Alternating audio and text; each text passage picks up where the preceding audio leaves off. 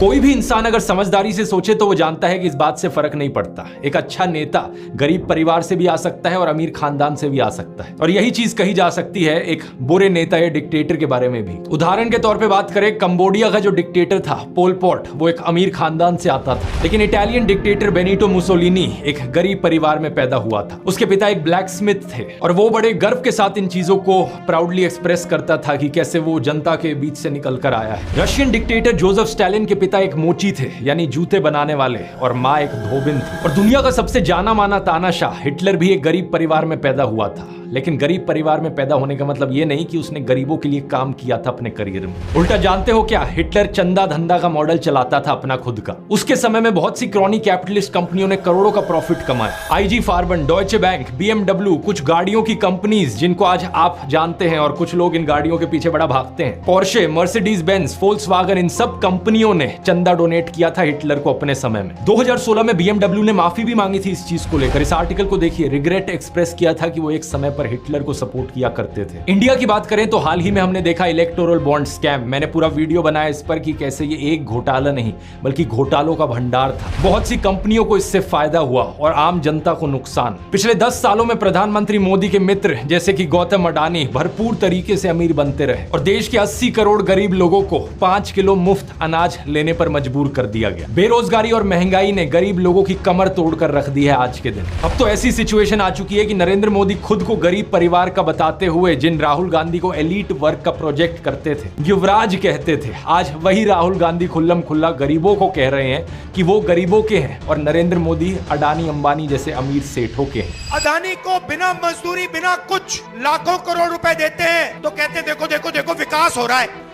हमने मनरेगा किया, मजदूरी के लिए पैसा दे रहे हैं और कहते हैं गरीबों की आदत बिगाड़ रहे हैं। मैं आपका हूं, वो उनके हैं। राहुल गांधी कह रहे हैं कि जितना रुपया नरेंद्र मोदी ने अडानी को दिया है उतना रुपया वो देश के गरीब लोगों को देंगे। और मैं देश को फिर से दोहरा के कह रहा हूँ, जितना पैसा नरेंद्र मोदी जी ने इनको दिया है ना, उतना ही पैसा हम हिंदुस्तान के गरीब लोगों को देने जा रहे हैं। महालक्ष्मी योजना, पहली नौकरी पक्की योजना, इन योजनाओं के माध्यम से करोड़ों लाखपति बनाएंगे। इन्होंने 22 अरबपति बनाए, हम करोड़ों लाखपति बनाए। प्रधानमंत्री मोदी इसका ज्यादा जवाब दे नहीं पाए। उल्टा उन्होंने कोशिश करी थी ये कहने की कि अडानी अंबानी एक्चुअली में कांग्रेस के साथ मिले हुए हैं। जरा ये शाहजाद घोषित करें इस चुनाव में ये अंबानी अडानी से कितना माल उठाया है। मार्च में आई इस रिपोर्ट को देखिए, भारत में इनकम इनइक्वालिटी 100 साल में सबसे ज्यादा हो गई है। इतनी बुरी हालत अंग्रेजों के जमाने में भी नहीं होती थी। ऐसे में अगर राहुल गांधी ने संकल्प लिया कि अगले 5 सालों में वो सभी 22 करोड़ गरीब लोगों को गरीबी से निकाल देंगे तो इसमें क्या गलत किया। लेकिन पीएम मोदी इस बात पर भी तंज कसने लगे। उनके पास खुद कोई अपना विजन नहीं है। 80 करोड़ लोगों के हाथ में कटोरा पकड़ा दिया और अगले 5 सालों के लिए यही 5 किलो अनाज वाली स्कीम एक्सटेंड कर दी। ना रोजगार का कोई प्लान बताया है, ना महंगाई कंट्रोल कैसे होगी ये बताया, ना गरीबी कैसे हटेगी ये बताया। और जब राहुल गांधी ने सबके लिए रोजगार की बात करी तो प्रधानमंत्री मोदी उनका मजाक उड़ाने लग गए। कांग्रेस के शाहजादे ने अभी घोषणा की, आप भी सुनकर के हंसोगे। सुनाऊं? जोरों से हंसना पड़ेगा आपको। और आपको ये भी मालूम कि ये टेम्पो में पैसा देते हैं, क्या ये आपका पर्सनल एक्सपीरियंस है क्या? फरवरी 2020 में गुजरात में नमस्ते ट्रंप इवेंट हुआ था, तो गरीबों को छुपाने के लिए एक 1600 फुट लंबी दीवार बनाई गई थी। जरा खुद सोचकर देखो, 1995 से लेकर 2020 25 साल से गुजरात में बीजेपी की सरकार थी, जिनमें से 3 बार तो खुद नरेंद्र मोदी ही चीफ मिनिस्टर थे। लेकिन इनसे गरीबी नहीं हटाई गई, उल्टा ये गरीबों को छुपाने लग गए। G20 समिट के समय दिल्ली में भी यही हुआ था। कुछ बस्तियों को हरे पर्दे के पीछे ढक दिया गया था, यानी कि इन गरीब लोगों की मूवमेंट को भी रिस्ट्रिक्ट कर दी। इसी के तहत ये पूरी दुकानें यहाँ से ढक दी गई हैं। जो थोड़ा झुग्गी टाइप घर थे उनको भी ढक दिया गया है यहाँ पर। सोचिए कि ये कितना डीह्यूमनाइजिंग है। कोई आपसे कहे कि तुम अच्छे नहीं लग रहे हो, तुम तो एक दाग धब्बा हो। वो गोरे सेठ आ रहे हैं हमारे देश में घूमने, तुम्हें एक पर्दे के पीछे छुपा दिया जाएगा। कैसा लगेगा आपको ये सुनकर? उन गरीबों की सोचो, उन्हें कैसा लगा होगा। सीधा कहते हैं कि यहाँ से जाओ, उस गरीब को तो भगा सकते हो, उस अमीर को भगा के देखो ना। तो इन सब चीजों के चलते नरेंद्र मोदी की ये जो गरीब परिवार वाली ब्रांडिंग थी, अब ये लगभग खत्म हो चुकी है। लेकिन उनके कल्ट ऑफ पर्सनैलिटी का ये केवल एक हिस्सा है। दूसरा हिस्सा यहाँ पर आता है उनके परिवार को लेकर। व्हाट्सएप पर और गोदी मीडिया के जरिए आपको बार बार बताया जाता है कि नरेंद्र मोदी इतने महान हैं क्योंकि उन्होंने देश के लिए अपने परिवार को छोड़ दिया, अपनी पत्नी को छोड़ दिया। देखो वैसे ये एक पर्सनल मामला है, किसी पति पत्नी की आपस में ना बने ये कोई बड़ी चीज नहीं है, बहुत से लोगों के साथ ऐसा होता है, लेकिन यही लोग खुद इस पर्सनल बात को बीच में लाते हैं इसे अचीवमेंट के तौर पर दिखाने के लिए। देश के लिए पत्नी को छोड़ दिया, कोई सेंस है इस बात का? पूर्व प्रधानमंत्री लाल बहादुर शास्त्री जी ने तो अपनी पत्नी को नहीं छोड़ा, तो क्या वो देश के लिए काम नहीं कर पाए? महात्मा ज्योतिबा फूले की पत्नी सावित्रीबाई फूले के बारे में तो सब जानते हैं, क्या उन्होंने देश के लिए महान काम नहीं किया? आपने अगर रामलीला देखी है तो उसमें भी देखा होगा कि कैसे सीता जी ने भी भगवान राम का साथ दिया वनवास में, और राम ने उन्हें बचाने के लिए क्या क्या नहीं किया। तो व्हाट्सएप यूनिवर्सिटी की एक ऐसी घटिया नारी विरोधी मानसिकता है जहां आप औरत को एक अड़चन की तरह देखते हो, जहां आप पत्नी को छोड़ देने को एक अचीवमेंट की तरह दिखाते हो। और केवल पत्नी ही नहीं बल्कि नरेंद्र मोदी के परिवार को लेकर भी व्हाट्सएप माफिया यही बात फैलाता है। अरे औरों की तो छोड़ो, नरेंद्र मोदी खुद इस बात को बार बार दोहराते रहते हैं, कहते हैं कि उन्होंने अपने परिवार को देश के लिए छोड़ दिया। मेरे देशवासियों, मैंने घर, परिवार, सब कुछ देश के लिए छोड़ा है। पंजाब केसरी अखबार ने तो उनकी चरण वंदना करते हुए उनकी तुलना भगवान बुद्ध और महावीर जैन से कर डाली। लेकिन इन लोगों से मैं पूछना चाहता हूं, कभी भगवान बुद्ध ने अपना घर छोड़कर ऐसे बयान दिए क्या? सम्माननीय आदरणीय दीदी, आदरणीय दीदी, ओ दीदी। किसी औरत को कांग्रेस का विधवा कहा, 50 करोड़ की गर्लफ्रेंड कहकर अपमानित किया, समाज में नफरत का जहर बोया। सत्ता पाने के लिए भगवान बुद्ध ने ये सब नहीं किया था, वो तो खुद एक राजकुमार थे। वो तो सत्ता को, महल को और सिंहासन को छोड़कर जंगल में गए थे, और उनके पीछे उनके माँ बाप, उनकी पत्नी यशोधरा और उनके बेटे राहुल तो राजमहल में सुविधाओं के साथ जी रहे थे। और जब बुद्ध की ज्ञान प्राप्ति हुई तो जानते हैं उन्होंने सबसे पहले क्या कहा था? oshonews.com पर ओशो के एक लेक्चर का ट्रांसक्रिप्ट दिया हुआ है। जब बुद्ध को ज्ञान प्राप्ति हुई तो पहली बात उन्होंने अपने शिष्यों से ये कही, मैं यशोधरा के पास जाना चाहता हूं, उससे बात करना चाहता हूं। ये सुनकर आनंद व्याकुल हो गए, बोले कि ये ठीक नहीं है, लोग क्या कहेंगे? बुद्ध ने कहा, मुझे उसका धन्यवाद करना है उसकी मदद के लिए, और जो मेरे साथ हुआ, जो मुझे मिला, इसका कुछ हिस्सा मुझे उसे देना है, ये उसका कर्ज है मुझ पर। और वो गए। यशोधरा ने उन्हें देखा, 12 साल का गुस्सा उनके अंदर था। वो बोली, मुझसे कहकर तो जाते, क्या मैं तुम्हें रोकती? इतना भी विश्वास नहीं था मुझ पर। बुद्ध ने माफी मांगी, ये कहा कि मैं ना समझ था, अब समझ आई तो वापस आया हूं। सुनो, कुछ अद्भुत हो गया है। मेरा पहला दायित्व तुम्हारे प्रति है, इसलिए वह अनुभव तुम्हारे साथ साझा करूंगा। यशोधरा की आंखों से आंसू झरने लगे। आप प्रधानमंत्री मोदी का इंस्टाग्राम अकाउंट देखिए जरा। प्रियंका चोपड़ा और निक जोनस की वेडिंग रिसेप्शन में गए, उन्हें बधाई दे रहे हैं। इस वीडियो को देखिए, विराट कोहली और अनुष्का शर्मा के वेडिंग रिसेप्शन पे जाकर उन्हें गुलाब दे रहे हैं। मलयालम एक्टर सुरेश गोपी की बेटी की शादी में गए। टाइम्स नाउ की एंकर नविका कुमार के बेटे की शादी में गए। मुकेश अंबानी ने हॉस्पिटल खोला तो वहां बधाई देने पहुंच गए। इस न्यूज आर्टिकल को भी देखिए, नरेंद्र मोदी ने गौतम अडानी के बेटे करण की ग्रैंड एंगेजमेंट सेरेमनी को भी अटेंड किया। तो बॉलीवुड सेलिब्रिटीज और अमीर सेठों की शादियों में जाने के लिए बहुत समय है इनके पास। हालांकि इसमें कुछ गलत नहीं है, इनकी मर्जी अगर ये जाना चाहें तो। लेकिन सवाल यहाँ पर ये, क्या केवल अपने भाइयों और परिवार को ही छोड़ना पड़ता है क्या देश के लिए? एबीसी के इस आर्टिकल को देखिए। अवनी दास रिपोर्ट करती हैं कि अक्टूबर 2023 में मोदी परिवार उनके भतीजे की शादी के लिए इकट्ठा हो रहा था, लेकिन एक इंसान वहां से गायब थे, नरेंद्र मोदी। आपने फोटोज और वीडियोस में जरूर देखा होगा कि प्रधानमंत्री मोदी अपनी माता जी से मिलने जाया करते थे, जो कि अच्छी बात है। लेकिन कभी आपने नोटिस किया कि केवल वहां 3 लोग होते थे इस मुलाकात में? प्रधानमंत्री मोदी, उनकी माता जी और कैमरामैन। कभी कभार मुलाकात में 2-3 और लोग होते थे, लेकिन वो हमेशा और कैमरामैन ही होते थे। 3 साल पहले बीबीसी कॉरेस्पॉन्डेंट तेजस वैद्या ने प्रधानमंत्री मोदी के भाई प्रहलाद मोदी से बात करी, और सुनिए उनका क्या कहना था। तेरे परिवार ने दूर रखवानी सूचना आपवामां आवे। इस बात को लेकर स्पष्ट निर्देश होता है कि परिवार के बाकी सदस्य दूर ही रहे। प्रधानमंत्री मोदी की भतीजी सोनल मोदी ने भी यही बताया कि उनको मना किया गया है। उनसे पूछा गया कि शपथ ग्रहण समारोह में बहुत से लोगों को निमंत्रित किया गया, लेकिन उन्हें क्यों नहीं बुलाया गया? तो सुनिए उन्होंने क्या कहा था। नरेंद्र मोदी जी ने प्रधानमंत्री का शपथ ली थी, तब देश में से कई लोग गए थे, तब आपको न्योता मिला था या आपको जाने की इच्छा हुई थी? इच्छा तो सबको होती है, पर अफसोस है कि हमें इनविटेशन नहीं दिया गया। G20 की थीम रखी गई थी वसुदेव कुटुंबकम, यानी पूरी दुनिया एक परिवार है। लेकिन खुद के परिवार को, खुद के भाई बहनों को अपने से दूर रखा जाता है इस तरीके से। आखिर क्या कारण है? भगवान राम तो अपने परिवार के साथ रहते थे। राम, लक्ष्मण, भरत, शत्रुघ्न, चारों भाइयों में कितना प्यार था। क्या इसका मतलब ये हुआ कि राम जनता के लिए काम नहीं कर पाए? उन्होंने तो राम राज्य स्थापित किया था, जहां कोई गरीब बेरोजगार दुखी नहीं था। मैं फिर से कहूंगा, ये प्रधानमंत्री मोदी का अपना पर्सनल मैटर है। अगर वो बॉलीवुड, अडानी, अंबानी जैसे दोस्तों के साथ ताल्लुक रखना चाहते हैं और अपने परिवार के साथ नहीं, उनकी मर्जी। मुझे प्रॉब्लम इस बात से नहीं है, प्रॉब्लम इस बात से है कि इसे अचीवमेंट की तरह क्यों दिखाया जाता है कि मैंने अपना परिवार छोड़ दिया, देखो मैं कितना महान हूं। ये कोई अचीवमेंट होती है क्या? इसका साइड इफेक्ट ये हुआ है कि बहुत से हिंदू युवा ब्रेन वॉश हो गए हैं। होना ये चाहिए कि वो अच्छे से पढ़ लिख कर कुछ बने, काम धंधा करे, कुछ कमाए और अपने माँ बाप की सेवा करे। लेकिन नहीं, कुछ यूथ की क्या हालत हो गई है कि वो हाथों में तलवार लेकर मस्जिदों के सामने घूम रहे हैं। उन्हें भी अपने परिवार से, अपने माँ बाप से कोई मतलब नहीं। सेलिंग पॉइंट नंबर 1 था मैं गरीब परिवार से हूं। सेलिंग पॉइंट नंबर 2 था कि मैंने अपने परिवार को छोड़ दिया देश के लिए। और सेलिंग पॉइंट नंबर 3 अब आता है फकीरी। नरेंद्र मोदी अक्सर कहते हैं कि उन्होंने भिक्षा मांगकर गुजारा किया। कभी कहते हैं कि 35 साल के लिए, कभी कहते हैं 40 साल के लिए। करीब 40 साल मैंने भिक्षा मांग करके खाया है। मैं 35 साल तक भिक्षा मांग करके खाया था। चलो इतनी तो बोलने में गलती हो सकती है, 35 साल हो, 40 साल हो, लोग अक्सर भूल जाते हैं। लेकिन सवाल ये कि वो एमएलए पहली बार बने 2002 में, तब उनकी उम्र होगी 52 ईयर्स। लेकिन उससे पहले 90s में ही पता नहीं कैसे उन्होंने फॉरेन टूर्स कर लिए। ये फोटोज देखो उनकी, आईफिल टावर के सामने पेरिस में, व्हाइट हाउस के सामने अमेरिका में, हॉलीवुड के सामने, लंदन गए, वो मलेशिया गए। क्या 40 साल भिक्षा मांगकर इतने पैसे कमाए जा सकते हैं कि फॉरेन के टूर्स कर ले 90s में? और साथ ही साथ इसी बीच में नरेंद्र मोदी ने बीए और एमए की 2 डिग्रीज भी कर ली अलेजिडली। ये कैसे हो गया? आप ही बताओ दोस्तों। साल 1990 में डायकाम मॉडल 1 रिलीज हुआ था, जो कि यूएस में लॉन्च होने वाला दुनिया का पहला कमर्शियली अवेलेबल डिजिटल कैमरा था। लेकिन प्रधानमंत्री मोदी अपने इंटरव्यू में बताते हैं कि उन्होंने पहली बार डिजिटल कैमरा 1987 या 1988 में यूज किया था।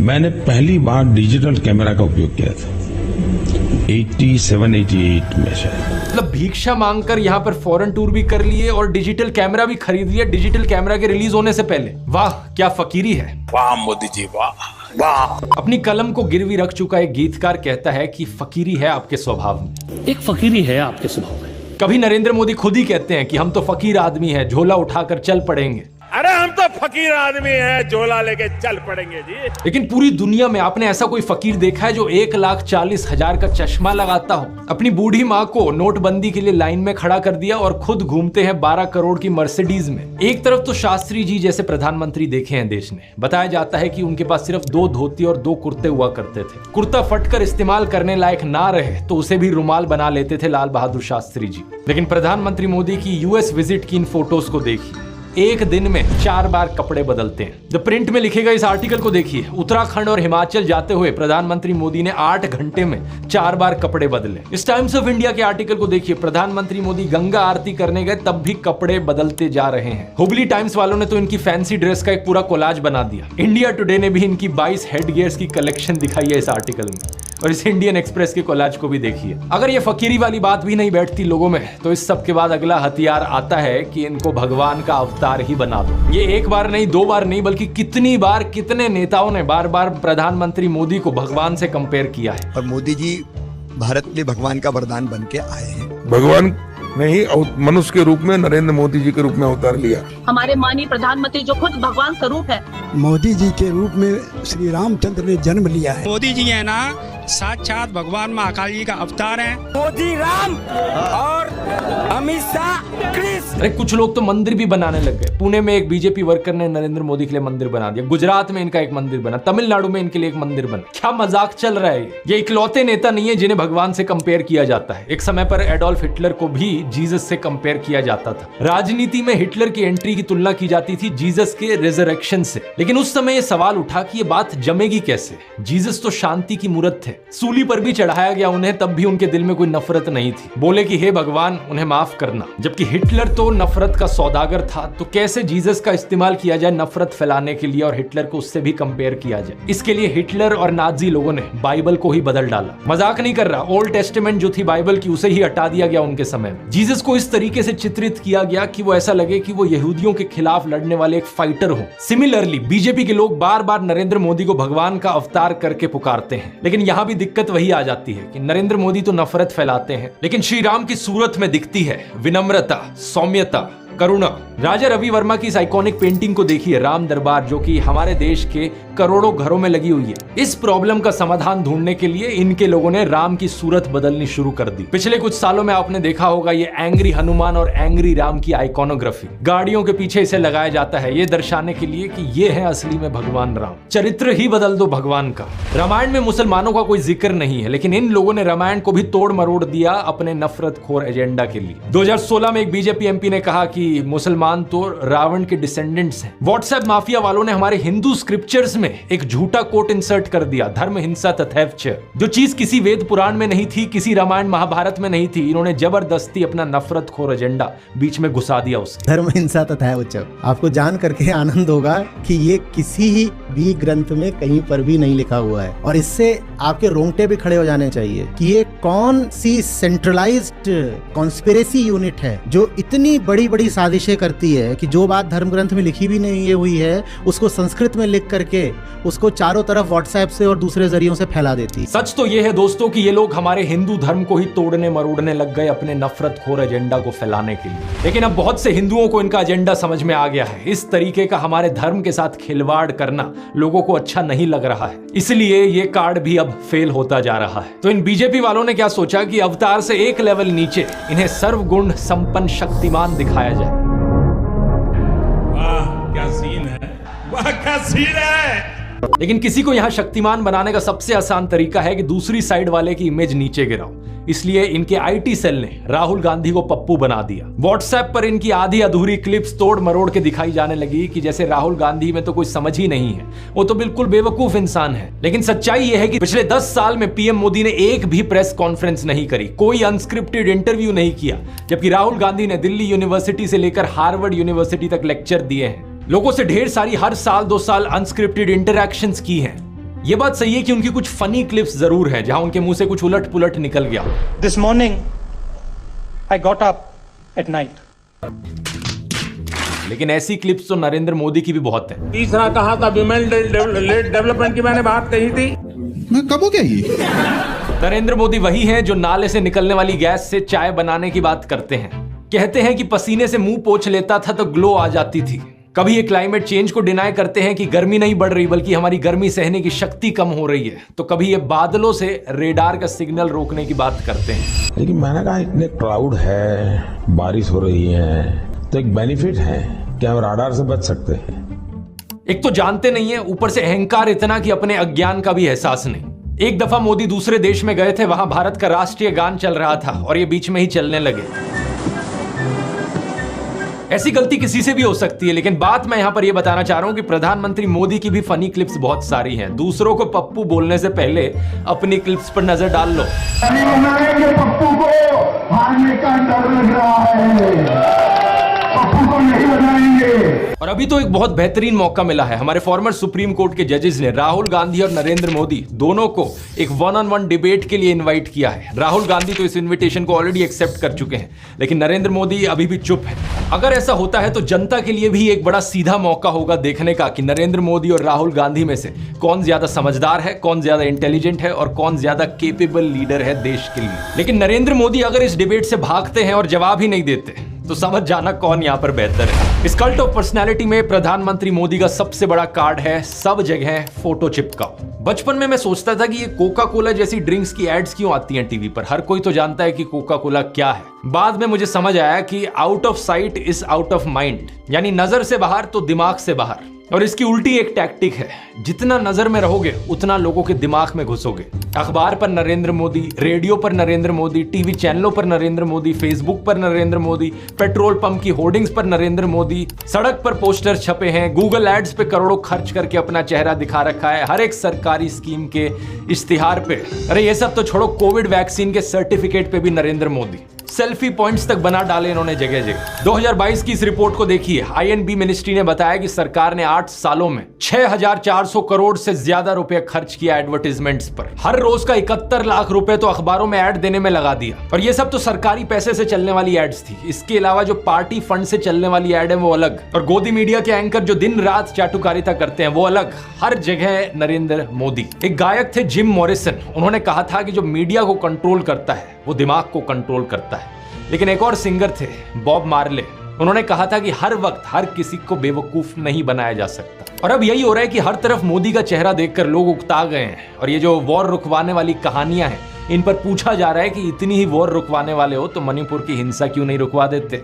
इलेक्ट्रॉन बॉन्ड का पैसा है, कहीं तो यूज होगा, किसी एक्टर को उठा के बेटी बना देंगे, पापा ने वॉर रुकवा दी, पापा मणिपुर के दंगे क्यों नहीं रुकवाते। लोग पूछ रहे हैं कि भारत में सब चंगासी है तो 2022 में सब रिकॉर्ड तोड़ते हुए 2.25 लाख लोगों ने भारतीय नागरिकता क्यों छोड़ दी। इस मोदी मैजिक के खत्म होने का सबसे बड़ा सबूत यही है कि बीजेपी को दूसरी पार्टियों के उन नेताओं को अपनी पार्टी में लाना पड़ रहा है जिन पर भ्रष्टाचार के एक से बढ़कर एक आरोप लगे। अगर मोदी मैजिक अब सही में बचा होता तो मोदी के नाम से ही चुनाव जीता जा सकता था। इन बाहर के नेताओं को लाने की जरूरत नहीं थी अपनी पार्टी में। ये झूठ, डर और नफरत फैलाने की जरूरत नहीं थी। इस वीडियो में तो मैंने आपको नरेंद्र मोदी का वो चेहरा दिखाया है जो व्हाट्सएप माफिया आपको दिखाता रहता है। अगले वीडियो में मैं आपको दिखाऊंगा उनका असली चेहरा, उनके माइंड में क्या क्या चलता रहता है। यहां मैं आप लोगों को धन्यवाद करना चाहूंगा क्योंकि आप लोग इतने जज्बे के साथ इनकी इस झूठ और नफरत की फैक्ट्री को तबाह करने में लगे हुए हो। हमारे इस मिशन 100 करोड़ पर लगे रहिए। ये देखकर खुशी होती है कि किसी का कमेंट आता है ये कहते हुए कि आपने एक वीडियो को 850 लोगों के साथ शेयर किया व्हाट्सएप पर। कहीं पता चलता है कि प्रोजेक्टर स्क्रीन पर दिखाकर आप वीडियो चला रहे हो राजस्थान की गलियों से लेकर वेस्ट बंगाल तक। किसी ने टीवी लगा दिया बाहर मुंबई में ताकि लोगों तक सच पहुंचाया जा सके।